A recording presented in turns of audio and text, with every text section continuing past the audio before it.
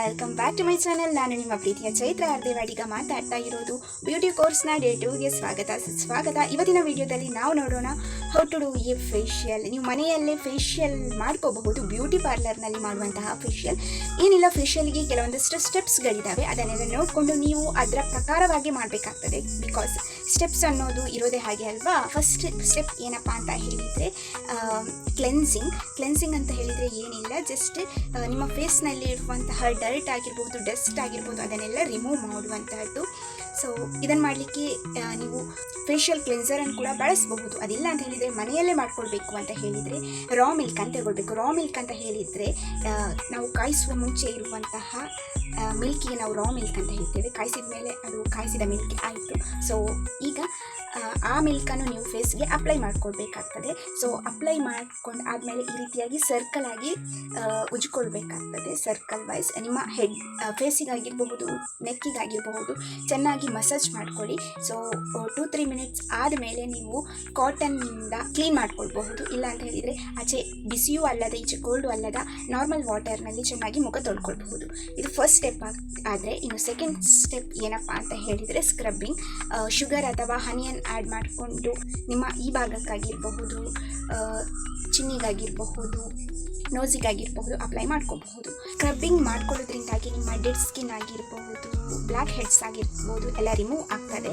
So ಅದಷ್ಟು ಆದಮೇಲೆ third step ಏನಪ್ಪ ಅಂತ ಹೇಳಿದರೆ ಸ್ಟ್ರೀಮಿಂಗ್ ಅಂತ ಹೇಳಿದರೆ ಏನಿಲ್ಲ, ನಿಮಗೆ ಜ್ವರ ಶೀತ ಎಲ್ಲ ಆದಾಗ ನೀವು ಯಾವ ರೀತಿಯಾಗಿ ಒಂದು ಬಿಸಿ ನೀರಿನಲ್ಲಿ ಮುಖವನ್ನು ಈ ರೀತಿಯಾಗಿ ಇಟ್ಕೊಂಡು ಟವಲ್ ಮೇಲ್ಗಡೆಯಿಂದ ಹಾಕೊಳ್ತೀರಲ್ಲ ಅದೇ ರೀತಿಯಾಗಿ. ಸೊ ಇಲ್ಲಿ ಹಾಟ್ ವಾಟರನ್ನು ತಗೊಳ್ಬೇಕು. Not too hot, not too cold, just ಬಿಸಿ ಇರಬೇಕು ಅಷ್ಟೇ.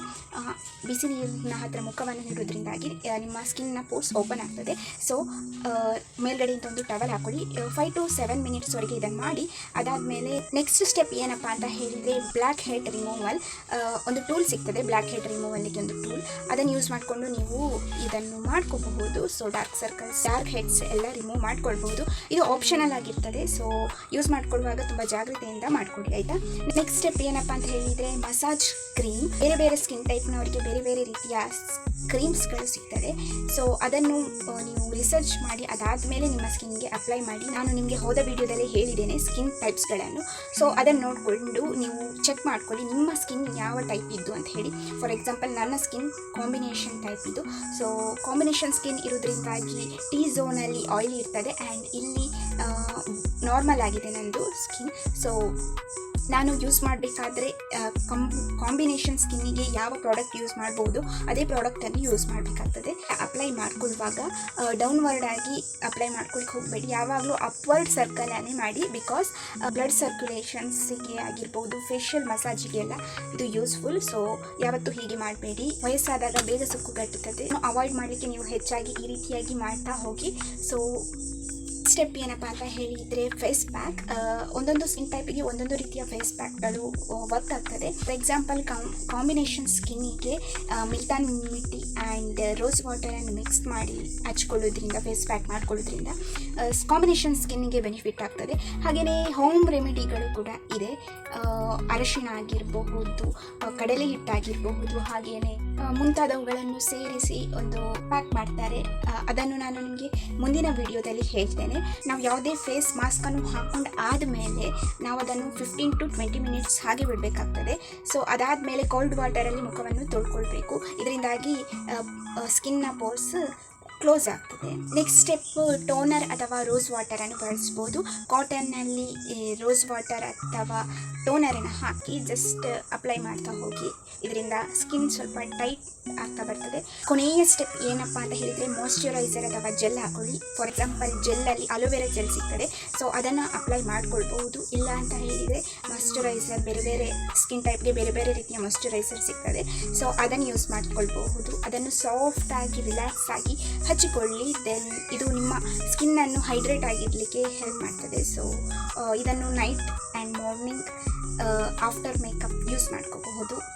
ಎಕ್ಸ್ಟ್ರಾ ಅಡ್ವಾನ್ಸ್ಡ್ ಟಿಪ್ಸ್ ಹೇಳಬೇಕು ಅಂತ ಹೇಳಿದರೆ ನೀವು ಫೇಶಿಯಲನ್ನು 15 ದಿನಕ್ಕೊಮ್ಮೆ ಅಥವಾ 30 ದಿನಕ್ಕೊಮ್ಮೆ ಮಾಡ್ಕೊಳ್ಬಹುದು. ಆ್ಯಂಡ್ ಫೇಶಿಯಲ್ ಮಾಡ್ಕೊಂಡು ಆದಮೇಲೆ 12 ಅವರ್ ಯಾವುದೇ ಮೇಕಪ್ಪನ್ನು ಮಾಡ್ಕೊಳ್ಬೇಡಿ.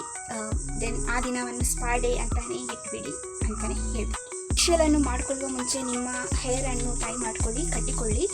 ನಿಮ್ಮ ಸ್ಕಿನ್ನನ್ನು ಮುಟ್ಟುವ ಮುಂಚೆ ಕೈಗಳನ್ನು ತುಂಬ ಚೆನ್ನಾಗಿ ತೊಳೆದುಕೊಳ್ಳಿ. Because skin is a sensitive area ಅಂತಲೇ ಹೇಳಬಹುದು. ಹಾಗಾಗಿ ಈ ಡೇ 2ನ ಈ ಕ್ಲಾಸ್ ನಿಮಗೆ ಇಷ್ಟ ಆಗಿದೆ ಅಂತ ಹೇಳಿ ನಾನು ಅನ್ಕೋತೇನೆ. ಸೊ ನೀವು ಮನೆಯಲ್ಲೇ ಇರುವ ಕಿಚನ್ ಐಟಮ್ಸ್ಗಳಿಂದ ಫೇಶಿಯಲನ್ನು ಮಾಡ್ಕೋಬಹುದು.